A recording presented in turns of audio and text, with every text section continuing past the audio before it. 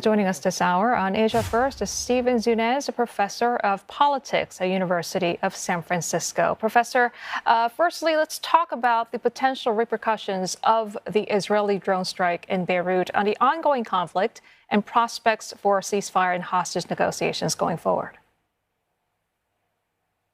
Well, certainly this will be seen as something of an escalation that would likely discourage negotiations for a ceasefire rather than move them forward. And though he was certainly a nasty character, one could say, due to his involvement in the armed wing of Hamas, which of course has engaged in heinous terrorist attacks for many years, the fact that he was a prominent political figure as well, and that his assassination took place in a third country, raises the stakes quite a bit, and indeed, raises the prospect that forces in Lebanon, such as Hezbollah, could escalate their attacks on Israel as well. Yeah, let's unpack that, Professor. So Hezbollah, they say they're planning punishment for the killing of al-Arouri, that their finger is on the trigger. What sort of response do you expect there to be, given, as you say, this strike happened on Lebanese soil? My impression is that even though there has been concern since the outbreak of fighting in October that the war could widen to include Lebanon, the Hezbollah forces there, possibly even Iran. Hezbollah is a prominent supporter as well. At the same time, it would seem to me that given that Israel's war on the Gaza Strip and U.S. support for the war has really hurt America's standing in the Middle East. In fact, the West as a whole, and it's benefited radical forces like Hezbollah, like the Iranian regime. So in certain ways, they prefer to sit back and see the damage being done by the policies of the Israelis and Americans and their allies, rather than escalate a war where Israel would clearly have the strategic advantage. At the same time, I do think Hezbollah might be tempted to perhaps lob a few missiles inside Israel, not designed to kill large numbers of people, but there's something to a response, but keep it restrained, keep it within limits, and hopes the Israelis will do so as well. Right. And Professor, reports are saying that Saleh al-Arouri was carefully chosen as he's one of the most senior Hamas leaders. He's the main link to Iran and Hezbollah.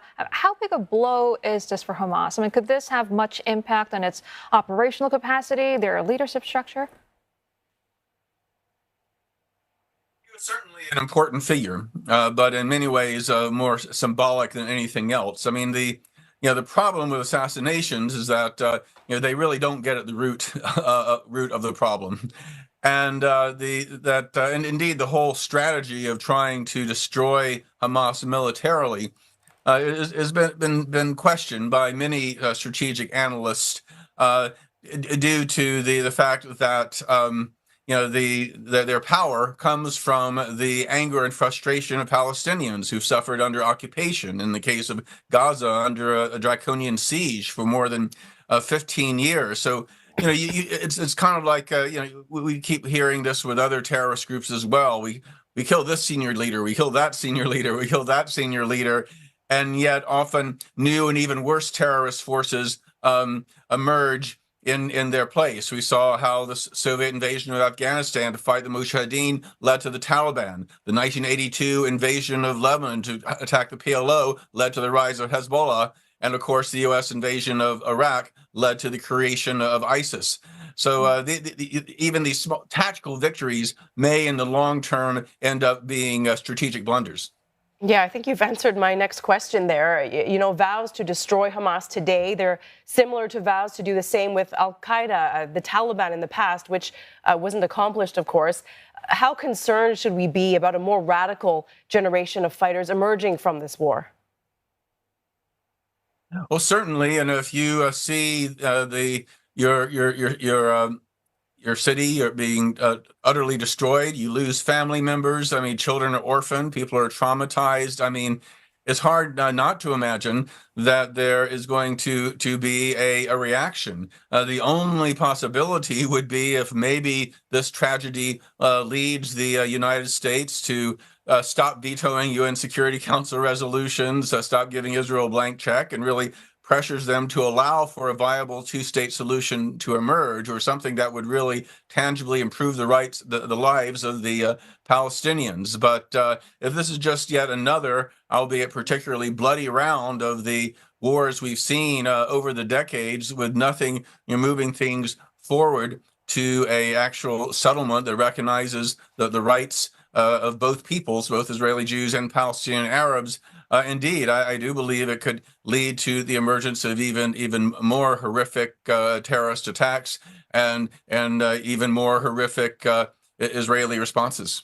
And Professor, the killing of Hamas's deputy leader has certainly heightened concerns about the escalation of conflict in Gaza extending beyond its borders now. I mean, does Israel have the strategic ability to handle a broader war? Does. It's by far the most powerful military in the region, despite its small size. And so they could certainly fight a war on multiple fronts. As far back as 1967, they were able to defeat a whole series of Arab armies in just 6 days. So they've always had a very impressive strategic advantage, both technologically and in terms of the training and motivation of their forces. So yes, on a strictly military territory level, they could do a lot of damage, but it's also possible, especially given the missile technologies of Iran and its allies, that a lot of Israelis could die as well. And again, it will do little to support Israel's long-term security, which I think personally would only be possible if there is a peace settlement that recognizes the rights of the Palestinians. Professor, an article you wrote before Biden was elected warned that if he became president, Washington would be defending war crimes by allies on a massive scale. In your mind, what is the biggest foreign policy misstep the Biden administration has made in this conflict? Well, the United States, of course, is very correct in supporting Israel's right to self-defense and in recognizing the horror of the October 7th attack.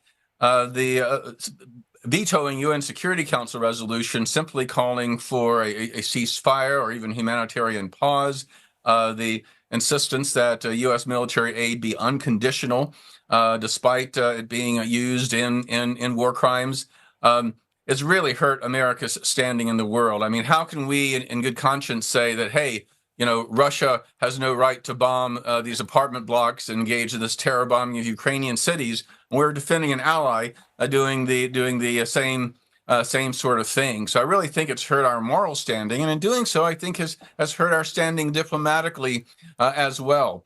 And again, this is not questioning Israel's right to defend itself. This is talking about the grossly disproportionate attacks in which 75–80% of the casualties have been innocent civilians, and most of it has been taking place away from Hamas fighters. The human shields accusation seemed to have little merit upon investigation. So this has been a really serious issue. I mean, Biden has always been on the hawkish wing of the Democratic Party. He was one of the minority of Democrats who supported the invasion of Iraq, for example, and there are other things in his history that led us to concerns. But he's really taking a particularly hard line on Israel, and according to public opinion polls, he's in a minority of Americans.